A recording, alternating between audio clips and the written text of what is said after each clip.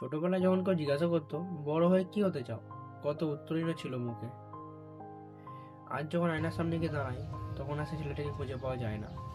আর শুধু কিছু দায়বদ্ধতা আর টিকে থাকার লড়াই। আমরা যারা মধ্যবিত্ত, আমাদের জীবনটা ঠিক একটা ছকের মতো।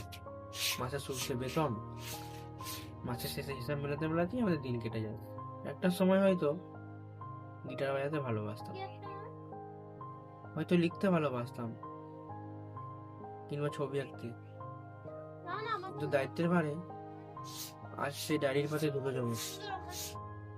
আমরা কাজ করি পরিবারের মুখে হাসি ফোটাতে, কিন্তু নিজের মনের ভিতরে যে মানুষটা কবে মরে গেছে তার খোঁজ কেউ রাখে না। সবাই বলে কাজ থাকে মানে ভালো, তো নিজের কাজের ভারে নিজের জন্য একটু সময় বার করা কি খুব বড় অপরাধ? মনে রাখবেন, আপনার স্বপ্নগুলি আপনার পরিচয়। দিনের শেষে হাজারটা দায়িত্ব সামলানোর পরেও আপনার পছন্দের কাজটা নিয়ে 5 মিনিট বসুন, জানবেন আপনি এখনো বেঁচে আছেন। আপনারও কি এমন কোনো শখ ছিল যে দায়িত্বের চাপে হারিয়ে গেছে? কমেন্টে জানাবেন। আমি রাহুল, সাথে আপনার গল্পটা শেয়ার করতে পারেন।